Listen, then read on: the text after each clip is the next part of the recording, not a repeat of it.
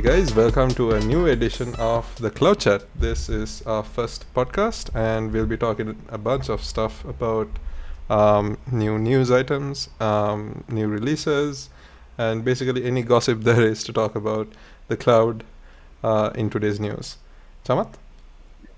Yeah, David. So basically, what we'll do is go through some latest and trending related content for cloud as well, and some breaking news maybe in the tech industry. So yeah, I think this might not be a long session, but we'll try to make things quicker, not like discussing architecture diagram and going in depth.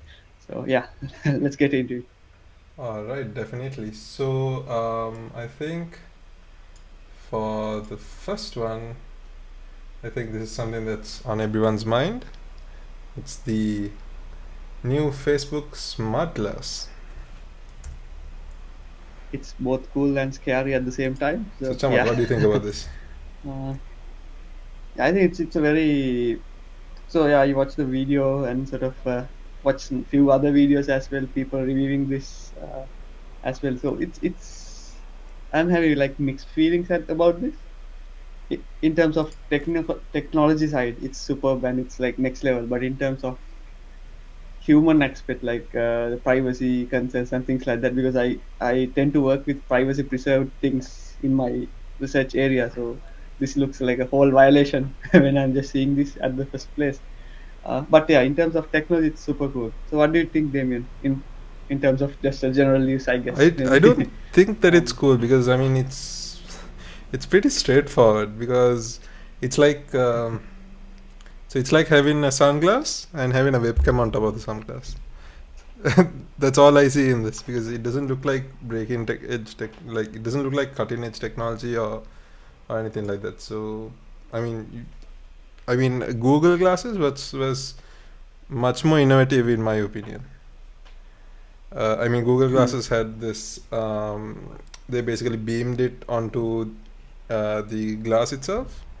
Oh, I think it was inside into the eye. I don't really remember. Oh no, they had a small, I think, small sort of prism or something, a piece of glass, into which they beamed the actual image.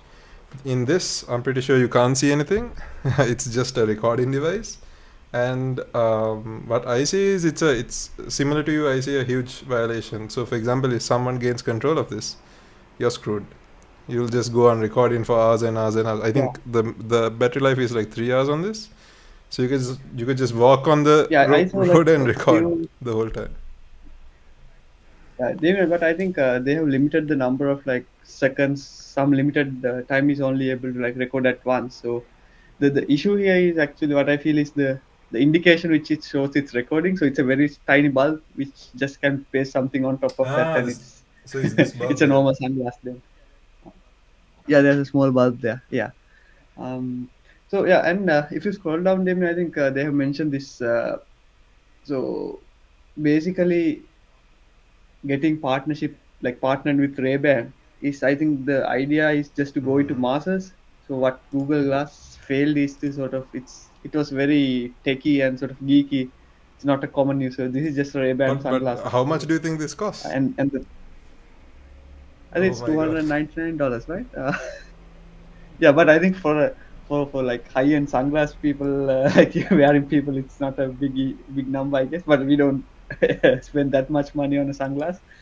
We This is haven't crazy. Yeah. yet.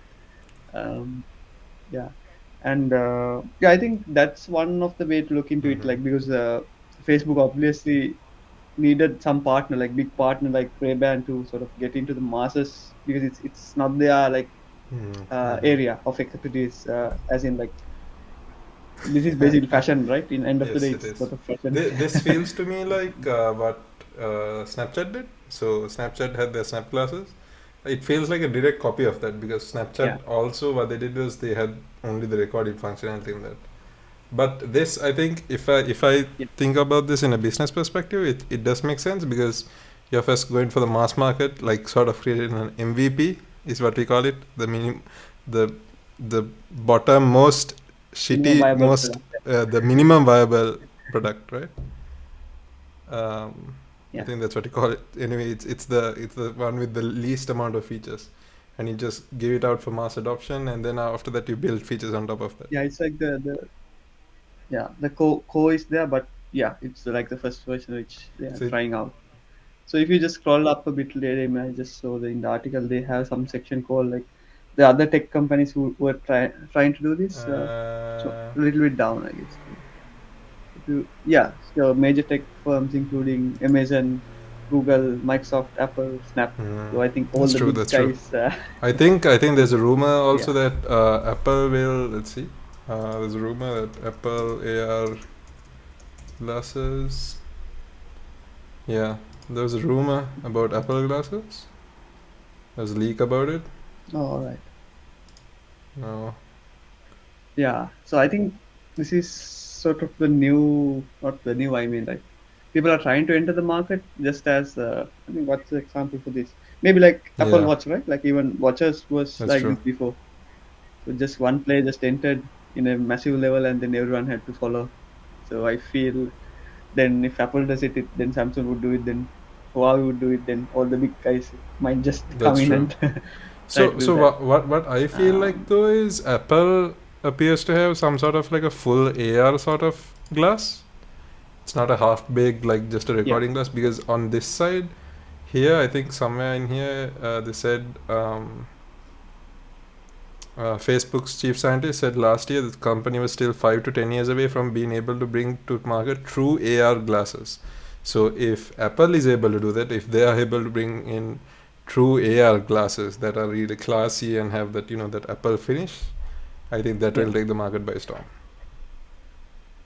That's true. Yeah. So Yeah, I yeah, think so. I think this might be a starting point, not the. I think it's not anyways the end product of Facebook maybe. So they might try some other consumer products in the future, I guess. definitely, So from being a social network, they might just go into other consumer products. Maybe not sure.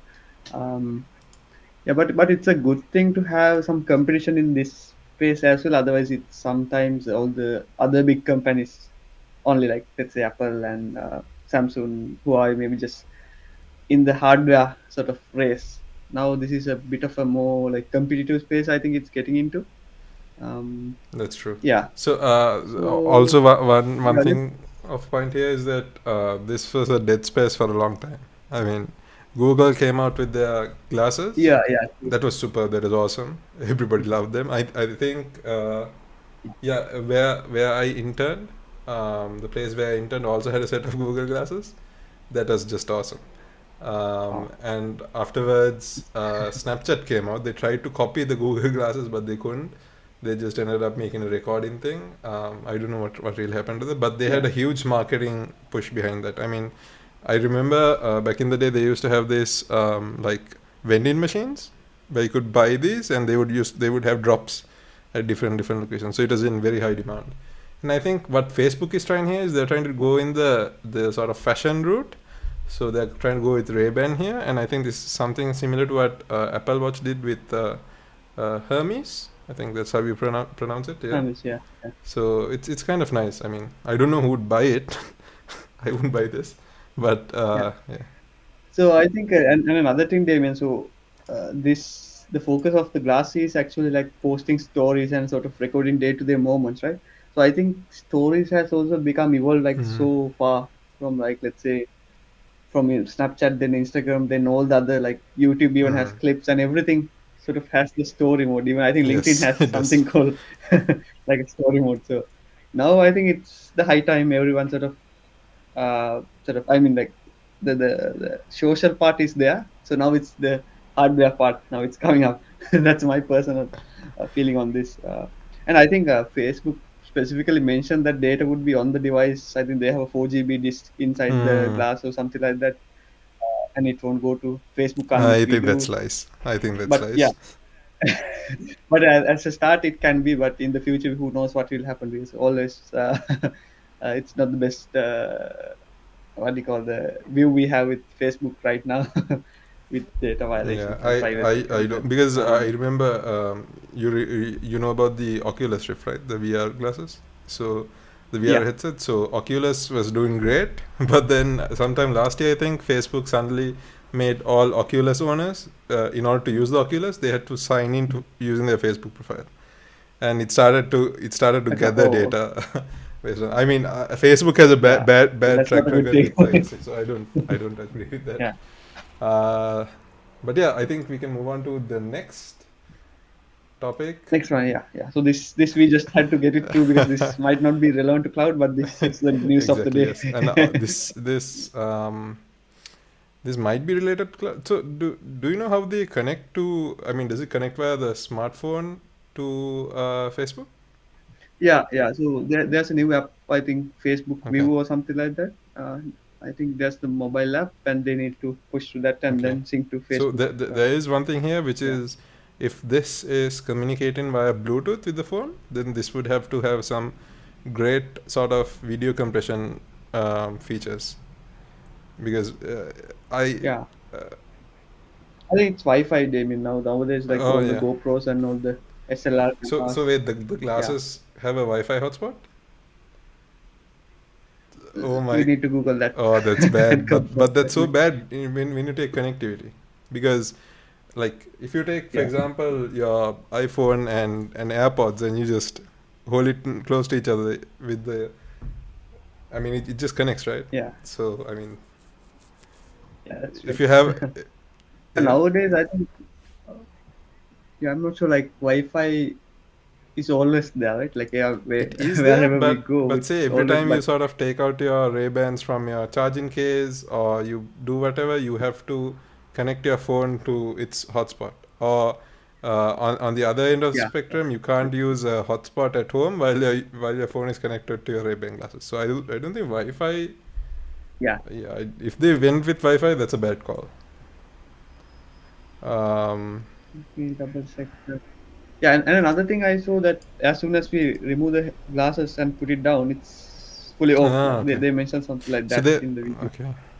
So So I mean, they have tried some sort of prevention, I guess, yeah. just to There must be maybe some like sort of way to do it be safe. because also if you consider that the glasses are Wi-Fi client and they connect to a Wi-Fi network, then they would be totally useless outside, right? You can't film a video and Yeah, then upload it while you're outside the Wi-Fi network. So I don't know. They must be doing it in some way, yeah, but yeah. Okay, so let's move on to the next topic, which is yeah. That's good. DigitalOcean. So we'll share these links in the description as well. I think it's a Reuters Definitely, article. yeah. So this is from TechCrunch. DigitalOcean enhances serverless capabilities with Nimbella acquisition. That looks very interesting. Finally, another um, provider who can actually support serverless in a big scale. Um, yeah.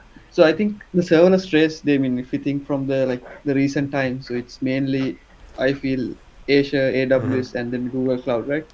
Mainly like as you just let's say I think AWS Lambda function then came, then I think Azure some functions came, then GCP also came with the same sort of like function Yeah, as a service model. Then I think many and many sort of things came into like serverless that's true. concepts. Yeah. So if you put serverless, what's the top three results coming up? The first is Yeah. serverless.com, That's serverless.com. Yeah. Amazon, Framework. we have Red Hat, we have Yeah. Martin Fowler. So if you go to serverless.com, Damien, I think they have like a very high level chart of the uh, providers they sort of support. I think it's number one is AWS. Then Definitely, yeah. you should just scroll down.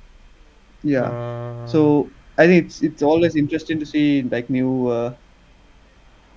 new players coming into the market. So yeah, AWS DigitalOcean being like is a the technology good partner. oh yeah. Because serverless is like it's super convenient to use. It's cross-platform and all those stuff. I think it has many uh, like it Hmm. grew really well in the past few years That's true. rapidly. Let's see. I remember serverless Um, when it was in open beta. Let's go around here. mhm. Yeah, super powered by AWS. I Yeah, yeah, remember this. I remember this part of it. yeah, This is a long time back, but yeah, I remember this. This is like only on AWS yeah, back in the day. Yeah, back in the yeah. day. Earlier, right? Yeah, yeah, that's true. Because yeah, it Yeah, evolved very rapidly. Now I think it's a separate I think thing.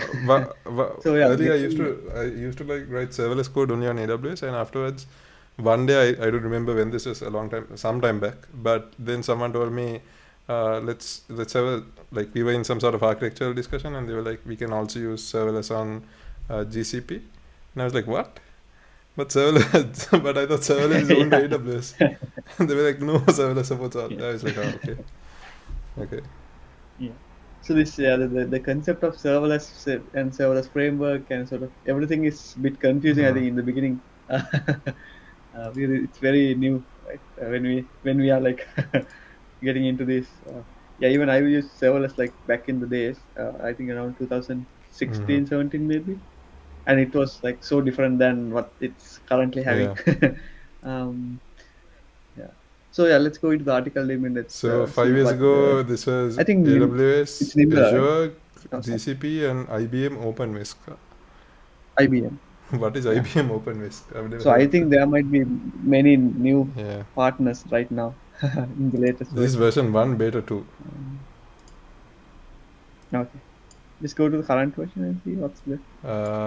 Do they have a master? I think the latest version is 2.5.7, yeah? Yeah. Oh my god. See the providers they have. Okay. Yeah. Azure, Okay. Tencent, Cloudflare. Cloudflare, Twilio. Alibaba, Twilio. Yeah. So I think Twilio is the SMS Yeah, I sort remember. of thing, Yeah. right? I didn't know that they could host So serverless applications. serverless applications. Twilio serverless. Build an SMS notification service with serverless. Alright. Develop and locally to deploy to Twilio runtime. Okay. Lot of usages. I never knew about this, but okay. Yeah, That's nice. Good learning. Yeah. I was learning. So yeah, in the close DigitalOcean future, we'll see acquisition. DigitalOcean, the logo in here as well. Coming soon. Coming soon. Yeah. So yeah, I think the company, I think it's using Kubernetes and OpenWhisk, right? Yes. As the So base. with Nimbella, the So company if you is go to getting the a platform for building serverless applications that is built on the open source container orchestration platform Kubernetes and Apache OpenWhisk, which it is itself an open source serverless development platform. What? Wait, what? So it has serverless applications built on the open source platform Kubernetes and Apache OpenWhisk, which is itself an open source. Okay, so if it's built on Kubernetes, then it should be using this Kubeless. So Kubeless is the native serverless framework for Kubernetes. for serverless. Yeah, this is not like, it doesn't give the same benefits as serverless, but it runs on top of a Kubernetes cluster. It's not right. Okay. It's not like AWS Lambda. It's not a managed service like AWS Lambda and stuff like that. So yeah, I think in the article they clearly said the DigitalOcean CEO who took over refers to Nimbra's capabilities as functions as a service, with the goal of being to simplify serverless development in an open source context. So I think they are focusing only on the function as a service as a start, and then maybe move to other databases. Yeah. So that's also like, I think now what I feel is even with all the large corporations, like even our the story we just discussed, the glasses, all the big players are sort of trying to touch every sort of point. So they're going more into a generalized manner now. So early it was specialized. Okay, if it's this guy, they only do this as the best. But now they are going the other direction of generalization, I feel. But that's also good in one way, because then everyone needs to innovate to be in that race. Otherwise, it's just one player in the market and you can't do much. That's true. Yeah. I mean, it's good to have a lot of competition, because at the end of the day, it's us who gets the benefit, right? Different people have. So AWS will make the EC2 service faster on one day. They'll add better sort of network traffic inside. GCP will say that, and they'll say, no, we want to do better. They'll do something better. And at the end of the day, it's us, the people who use it, that actually benefit from all that. So. That's true. I think one of the main example is AWS Lightsail, Lightsaber. right? Because they didn't actually want to build a Lightsail service, but it was having the competition with like it's like a very like easy to use VM uh, tool utility. So let's assume DigitalOcean, Droplets, and things like that. So it's something similar, but they also build in their infrastructure. So they already have in EC2s to Mm-hmm. do the job. The first No, I'm trying link to find in. the origin story. No, not sure if they have much of. Oh yeah, no, November 2016, right? So yeah, it's basically they expand into the virtual Mm. VPS market there. So I think with these sort of acquisitions and all the major like the big people, big companies are trying to sort of get into a more general space rather than specializing in one. So it's more like surviving in the market. So they need everything to survive. Otherwise, let's say if AWS offers all the things, then people might move out. So if DigitalOcean is trying to keep their customers in their sort of area, they need to innovate and do these sort of That's right. acquisitions. Yeah, It's nice. It's nice good. to see people. So if you just open the Nimbella site, even Nimbella. Yeah, maybe let's go. yeah, just yeah, Ooh. just to see because I haven't actually come Yeah, across here you this go on one. top. Nimbella Uh, joins DigitalOcean. So let's see yeah, what are yeah. the integrations there. They have Post. Okay, Netlify, Slack, CLI. Okay, what's the platform like? Yeah. Um,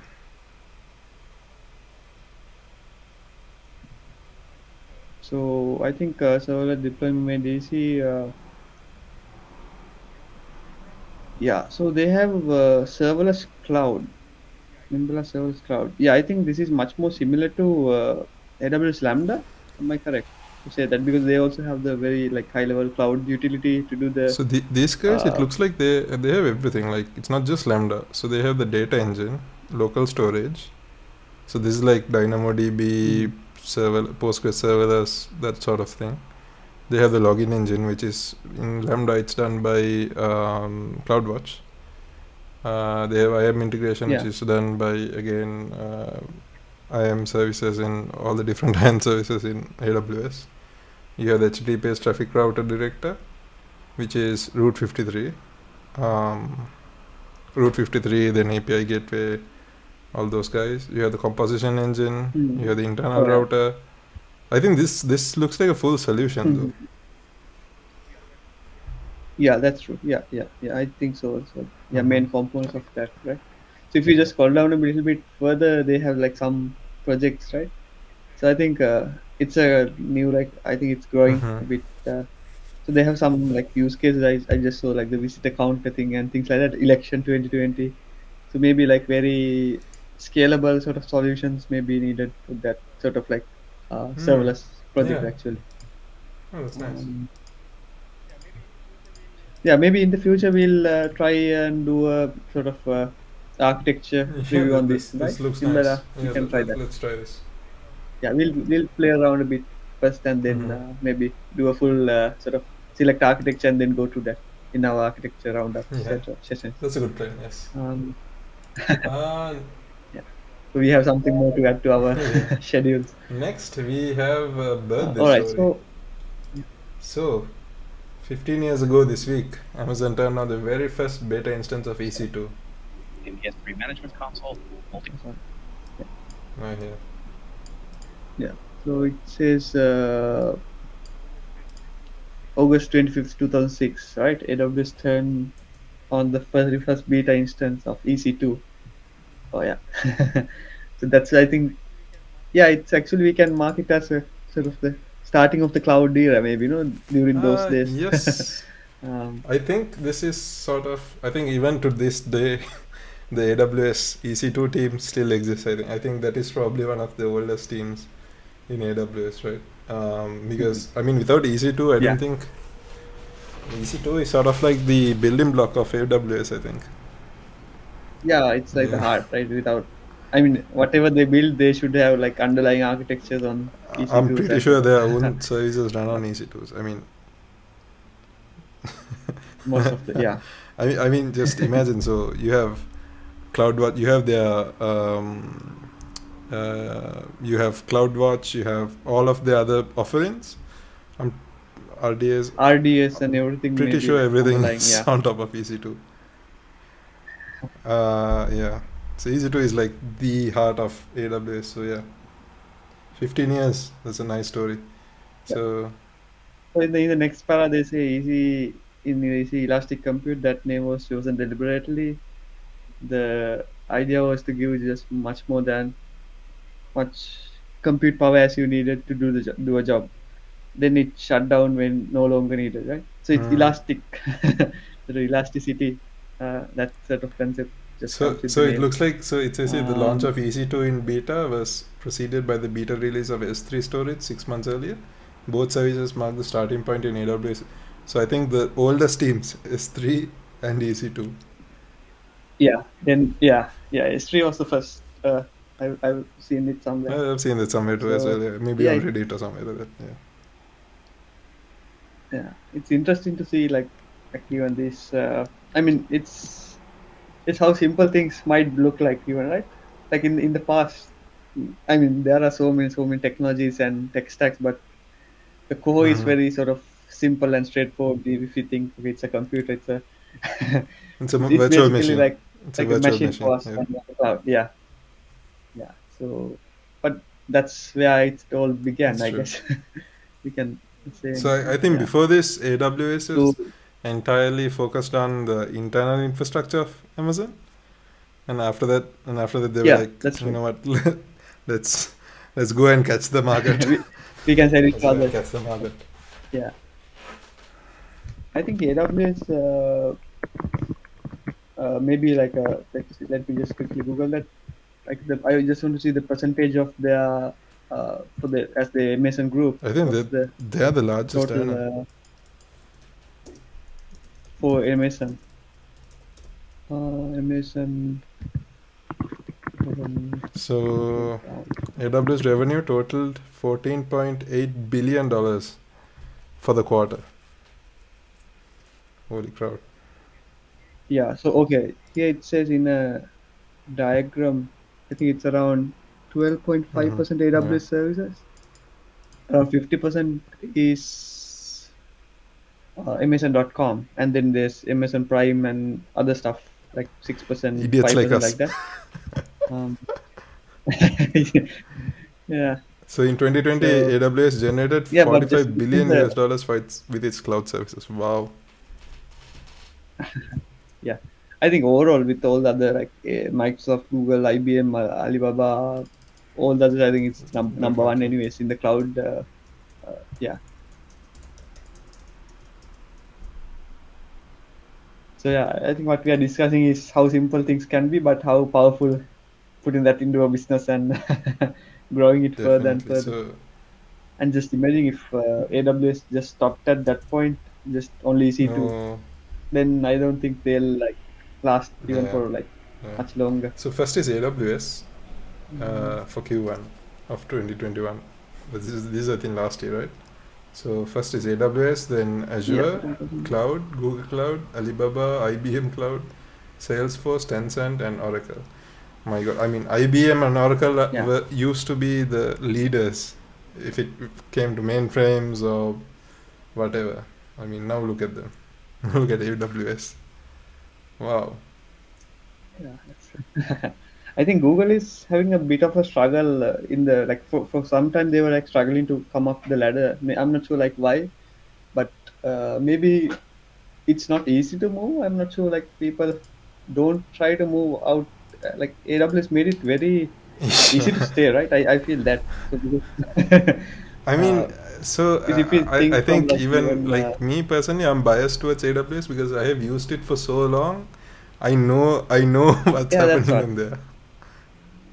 So maybe our like let's say we did our internships, then we did our like let's say projects and apps and things like that. So we always started on that sort of area, and we didn't No, we start on never Google started Cloud yet. at that stage. If we started, we might I have been a remember we different started field. on Azure Uh, for Microsoft Imaging Cup, but I didn't understand yeah. anything that has happened. I mean, Azure was a mess. Yeah, because there were like so Yeah, many it was buttons it to was so go hard. inside, right? Remember?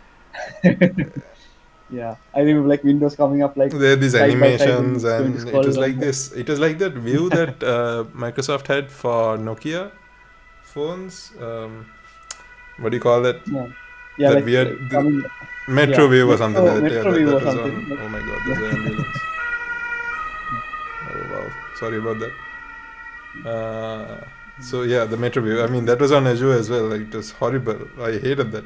And compared to that, yeah, Google, AWS looked like a website from I think until year before last or before that. AWS looked like the website from 1990. It was so simple.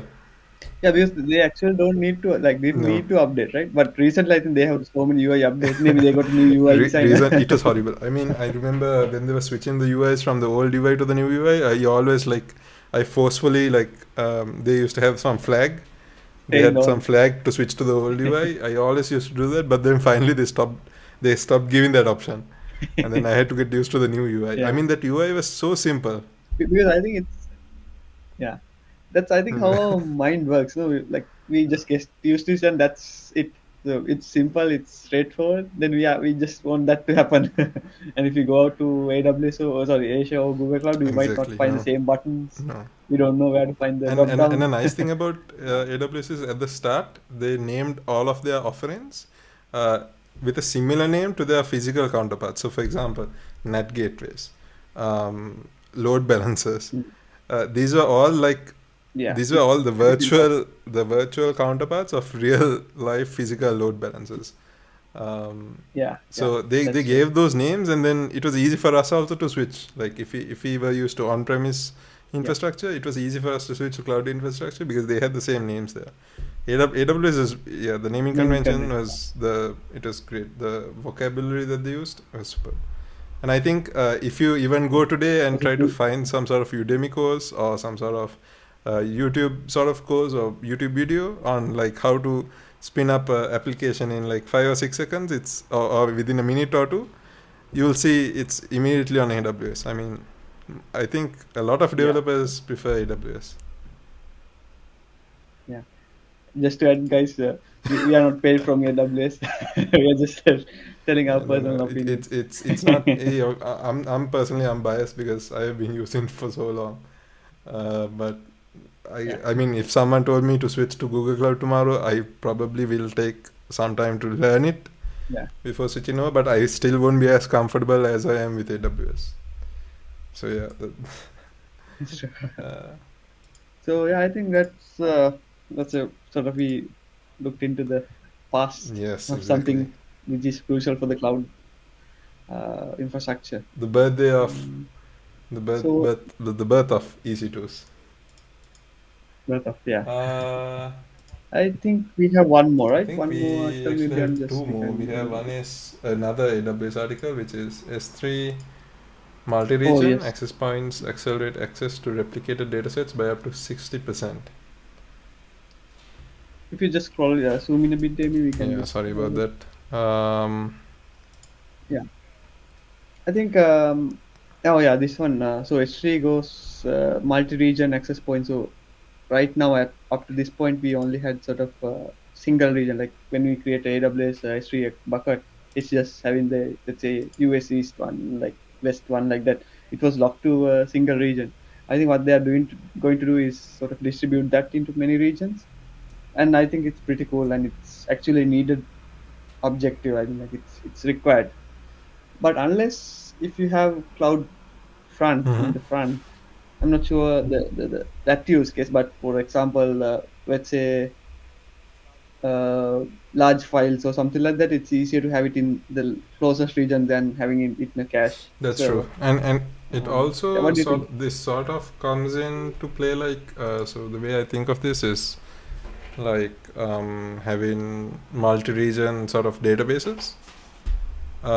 Because at the end of the day, it's Yeah, always faster if you have like it's faster the closer you are to your actual source, right? So I feel yeah, like this is yeah, something like that. So earlier S3, even right now, even SNS and all that, they are only on one network in AWS. But now with this, they are able to push this into EU Central, US West, US East, and all these other regions as well. So I think that is pretty good, because it will also, like, I mean, there are stuff that we do with S3 that can get slow.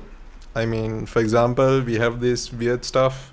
I remember in one of the earlier places that I worked, we had this weird stuff where we would have the database from another AWS account. We would take that data set, dump it into S3 bucket, and overnight we would migrate the data onto another account that is on another region. So I mean, so doing stuff like that it takes a long time. So I mean, having multi-region stuff for that is awesome, especially if, for example, you have 2 accounts. One of them is on US East. Both of them are actually on US East, and S3 is on US West or something like that. So each of these would need to first transfer data to US West, and then back into US East. So that also takes a long time. So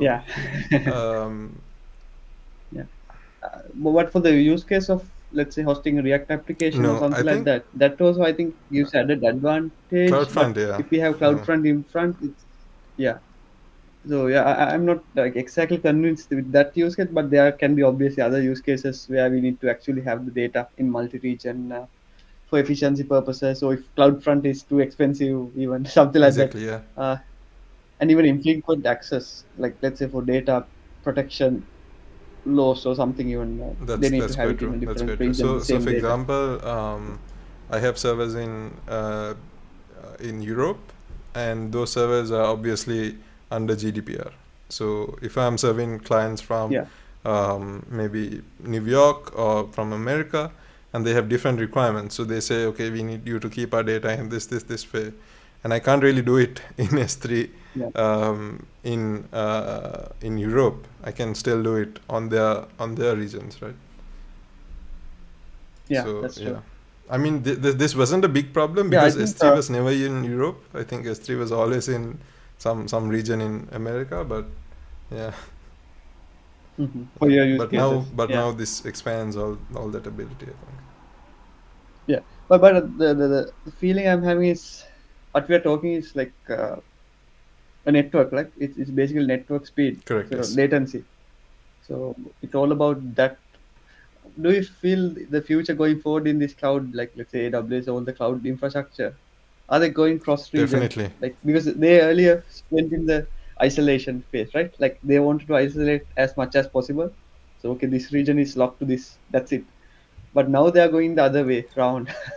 So I'm not sure where it will end. So there will be just a global infrastructure, nothing else. This used to be true, but there were some use cases. For example, I remember there was one project I worked in where we started getting complaints that our servers were starting to get slow. So for example, we had our front ends, we had our BFFs. So if there's a person in Asia, it would take him maybe 1 second, maybe 500 milliseconds to access the BFF that is in US East or US West or whatever. Whereas if it's a person in US West who is in sort of California or something like that, it would only take a few milliseconds. So that's all because of latency. And these are stuff you can't actually have on CDNs. These are stuff you can actually have on places like that. And if those servers are actually connected to S3 buckets on the other side of the globe, it would still take longer for them to do processes, and it will still take longer for them to process data as well. So it's always important to have multi-region.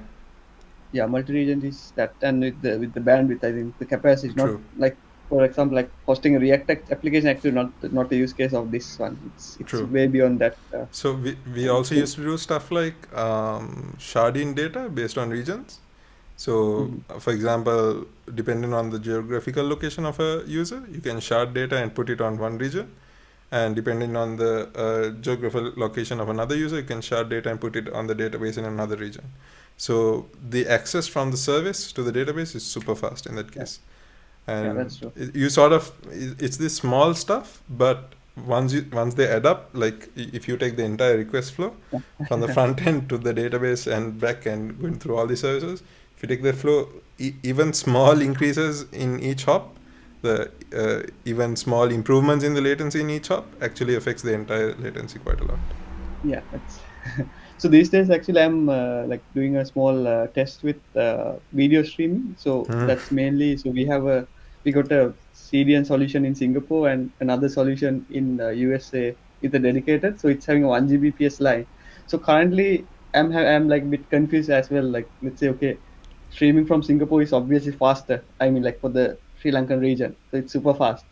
But in the same time, since I'm having a 1 Gbps uplink in the USA server, it actually doesn't isn't that bad. So, and that's what I'm trying to see. Like, So I'm it won't be struggling with the bad for metrics right us, now. but it would be bad for the clients, I think, Yeah, who so are in Sri that's Lanka. what we are monitoring. So yeah, we are doing a test with 500 users at once, but they were like sort of okay, and we saw our like spike on the servers going 300 Mbps at one point. But then, since we had the capacity of 1 Gbps, it was not a big issue. But I'm not sure like, but it should have some impact on the video, like buffering speed So and things like that. was this Um, in US, like California or something like that? it's CloudCon's, Damien. I think it's The servers, right? yeah, dedicated Those are in ones. Multacom. The Where? ones in Multacom. Yeah, Multan. So Yeah, the thing there is they have a dedicated line running to China, and from China it comes. yeah, I think that's the advantage. I think the less hops They to Sri Lanka. they have a pretty good line to Sri Lanka, which is why I Yeah, think maybe that that's the. yeah, it won't be the same with But end of the normal day, cloud services. Yeah. yeah. But end of the day, as a sort of the like with the product, if the user is experience the same experience and the cost is like, let's say, 50% reduced with that, I think it's a huge advantage to even stream from one region. That's what I'm trying to convince you. Okay. Yeah. Uh, No, that's true. That's true. But the thing there is that that is sort of a specialized service, not Yeah, that's true. really. Yeah, yeah. So this Yeah. service we can't get with AWS No, you or can't get Google it. Yeah. Cloud or anyone, because we can't get a, let's say, a 1 Gbps direct line and 50 terabyte bandwidth for a low cost. Yeah, that's true. We can't. So for So here, yeah. I So think shout out to CloudCon as well in this point. Dulcera. Um, yeah. So I think we can get Dulsar on board in a future session, maybe just to. Definitely yes. I think we have a big Yeah, they have the server on one that GB baselines here. 1 Gbps dedicated, and I think we got a 50 terabyte package from them. Is this right? Yeah. Yeah, I think we have Cloudco, and I remember. I don't know if they still have this. Ah, yes. Cloudgo and clone looking glass. So we can test. Let's see. That's it. That's the. Let's do a trace route. Let's do MTR. So let's do MTR to like. Do you know Sri Lankan IP? Oh, okay. SLT.lk. IP address.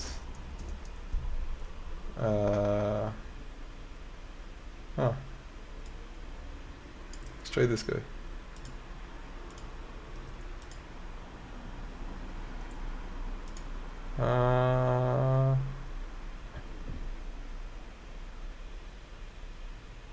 Yeah, so what we are meaning is, Damien, that the number of hops should be like much less. Quite low. With It that, should be quite and, low. So yeah. I think this So I should go think, from multi-region. yeah, they should go from Multacom to This should go from Multacom to some other network inside US, and then from there to China, from there to Singapore, and from there to Sri Lanka. So it should be a very short hop. Short path, yeah. But if I try this, so for example, we have this test IP here. So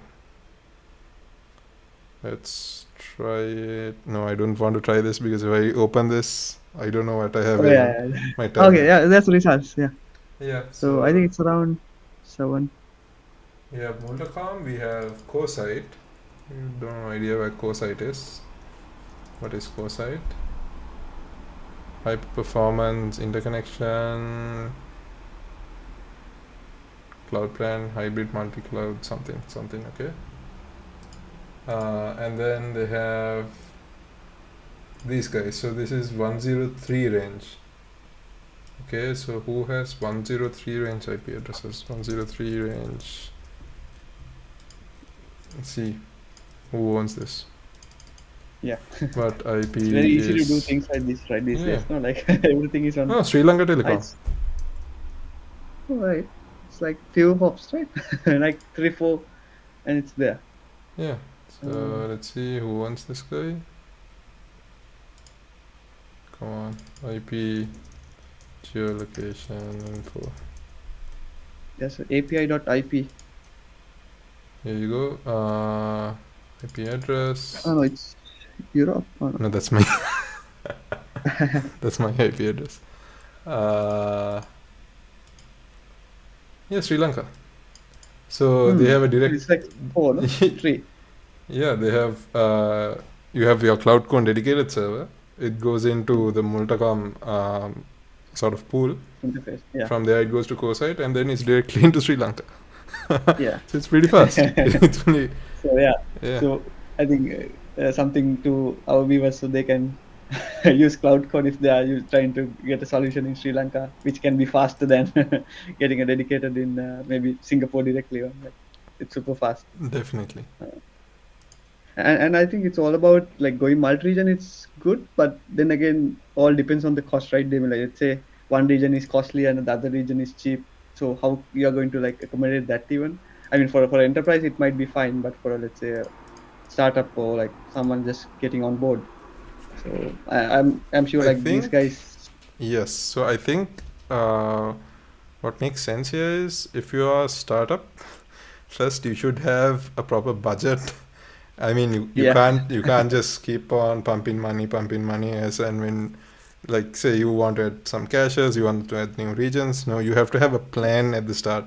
Okay, this is what we are going to do. This is how we are going to do it, and stuff like that. Yeah. So yeah, it's not going to work in any other way. Yeah. All right. I think we had a long discussion as well. I think it's an interesting one because it's practical applications we are talking about right now, like multi-region and single region. Then That's true. going. That's true. We have one more, Oh, which yeah. Last one. is cloud computing market to reach 1.17 trillion. This is pounds, right? Right. Pounds by 2030. Yeah. Ooh, wow. Okay, how much is that What in? does that mean? So okay. Yeah. So they say It's 1.6 trillion US dollars by 2030. that's super huge. So what does it contribute towards? Let's see. Does it say? It's with the COVID-19 demand. Okay. I think it's a bit related to our current situation as well. So just read that section maybe. Yeah. Um, So one key takeaway is that let's see. The deployment of cloud services can cut more than 35% of a company's annual operating costs. Yes, it's true. Yeah. Other major contributing factors are the market's growth, include the surge in adoption by small and medium enterprises, and the increase in demand due to COVID-19 outbreak necessitating improvements to remote work. Just imagine them like for like let's say Zoom and Microsoft Teams. So imagine the capacity they have right now. I think Zoom is on AWS, right? Not sure. I maybe it should be. At Zoom, we use a mix of cloud technologies as well as our own data centers to help deliver the service. Yeah, I think they have their own data centers, like regional data centers. Okay, right? so they have Oracle as well. So Oracle announced that Zoom is now using Oracle cloud infrastructure to support its core video conference. Yeah. They must be using a I've lot. seen like when we create a meeting, even like there's like regions we are. Yeah, it supports. Sorry. So here it says Zoom Video Communications has signed a multi-year preferred provider deal with long-standing technology collaborator AWS. So I think they have everything. I think that's the idea, right? Yeah. Because when you are so like growing in terms of this level of like growth, I mean like it's like a very huge growth during the COVID time. So they need to be multi-provider maybe. That's true. So the Zoom usage exploded from 10 million daily meeting participants back in December to 300 million this month. 300 million people use Zoom daily. Yeah. Holy crap. It's huge. I think I use Zoom about 10 times maybe a day. Yeah. Just yeah. I just join a call, I start a call or do something. I don't know, maybe more than 10 times a day. For us, it's Microsoft Teams, but yeah, Zoom also we use heavily on our platforms. It's heavily integrated, so it's super. Yeah, it's I think super. What do you call efficient the system? So It's they have easy built it as in the well. next level. Yeah. Yeah, yeah. So So what I even prefer about Zoom is the UI is a bit old. yeah, It's we are not that fancy. use the basic. Yeah. Yeah, So I but if you see the Zoom UI from let's say like past 2 years and let's say Microsoft Teams from the last month to this month, it's a complete new. They yeah, keep on changing things, so it's very hard to keep up with this UX UI flows. that's true. Um, Yeah, that's completely true. so Um, yeah, I think the cloud is obviously growing as we can see, and with the new companies and new sort of tech stuff coming up with the COVID time, it's so a it very says huge growth. yeah. So it says SaaS dominated the market in 2019, contributing to two-fifths of the global cloud services market. So SaaS, software as a service. I Yeah, mean, wow. I am in software as a service. I'm proud of yeah. that.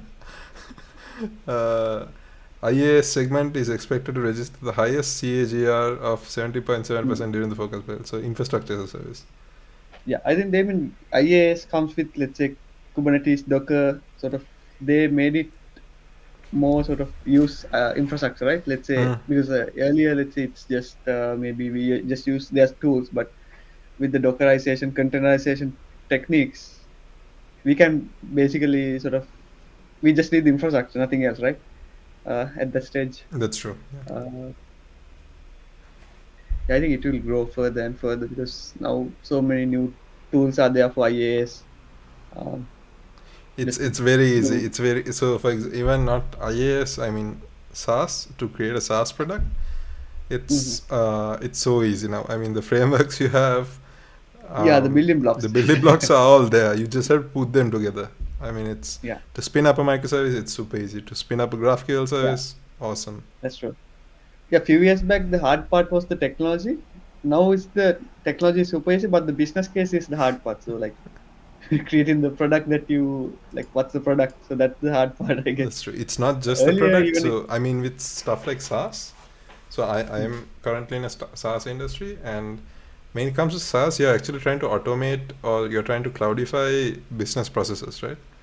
yeah, And when you try to do that, you sort of figure out how messed up business processes are. yeah, Each that's true. company is so different. I mean, the stuff that it's crazy. It's so hard, Yeah, and it's actually achieving those objectives and those goals and supporting those requirements that is harder than actually making a cloud service. yeah, true. Yeah, for example, the product which I was working on, like the product basically I built Attender. So it's basically automating attendance marking for students, right? Attender.app is the product. Yeah, so that one. So it's basically a simple solution just to remove the paper-based attendance at the university level. So if you imagine the process, it was there currently, like even like past, like the 2019 till that it was like paper shining sheets and someone data enter manually. But as soon as something like this comes in, everyone just jumps in. I mean, like it's super cool to get into that sort of environment. But this is not like a SaaS right now, just like a customized solution for RGU. But I think it's getting there. So it's so let's say we to expand this product to another university, it's super easy because it's all cloud. It's running on AWS services, and we have integration stuff like that. So yeah, I think there's so much potential where we can grow in terms of automation, business process automation, and simple things. I mean, not to think in depth, maybe just a simple use case and then build on top of that. Because actually, as you mentioned, services are there. GraphQL, like all the stuff we need is there. Too much is there now. uh, yeah. It's too much. So I mean, just today I was. Um, uh, do you remember this concept that we used to study about called the semantic web? yeah, semantic web. Web Yeah. oncology. So I was looking. Yeah. There was this business use case that I was looking into, and I suddenly remembered. Okay, this makes sense. It makes sense to actually have like cloud native graphs for this. So I was looking into. There was this service. I can't remember. What was it? Neo4j. I mean, Neo4j. Yeah. Graph databases. yes. I mean, Oh yeah, these guys, if you see what they do, it's yeah, yeah. awesome. Yes, true. So I mean, everything is already done. You don't even need to know, the stuff that we learned before, like Yeah, joins the in underlying SQL. underlying things, Yeah, right? yeah. You don't know, you, Basic you don't need to know how does a database find something that you indexing and want, the something that you, shortest path. yeah, exactly. Yeah, How does it do that? You don't need to know any of that. It's already like out of the box and it's there for you. I yeah. I mean, think it's a very sort of matured time right now in the cloud infrastructure. It's so matured as in it's much harder to make it more simple now because everything is made so easy for the like to use. Uh, that's true. So I mean, stuff like data relationships, yeah, all that stuff. It's already handled for you. Indexing, stuff like Elasticsearch. What Elasticsearch yeah, does, you yeah, that's crazy. true.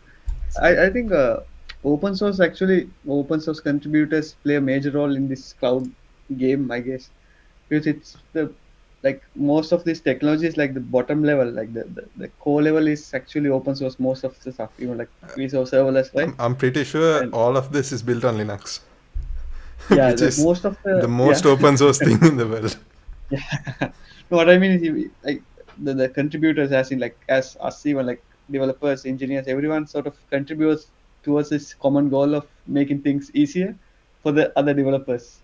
So That's quite true. Yes. that's something cool, which we don't usually talk much about. Like we just use them, but we don't usually talk much about like how it came into life and things like that. Um, That's true. So even the I think this yeah is the only industry I've seen where each person sort of helps the other person other person, do yeah, something because better. basically we are helping like a competitor, right? Usually let's Exactly. say we are helping someone else to sort of make it easily done. Exactly. So I think that's the growth. Okay, yeah, I think it's going to be a trillion. A trillion How dollar was it industry. again? 3 trillion, yeah, Yeah, 1.17 one point something something odd trillion trillion. pounds. Yeah, Yeah, it's obviously going to hit that anyways. All right, I think we had a good discussion and some news and also like some good past stories and yeah, I think it's all about sharing and sort of getting the knowledge out, right? that's true. Yes. End of the day, yeah. Uh, So all right. I think so. That's it for our podcast, and I think we will actually continue doing stuff like this in the future. So let's see. yeah, Let's see if this will become a weekly thing. If it'll become a bi-weekly give thing us a or what comment, it'll. thumbs up, yeah. Exactly. Let us know. Give us feedback. And yes, definitely, we'd love to bring on more people in the future as well to this. All right, Awesome. All right. all And right, guys. then I Yeah. guess it's ciao and bye.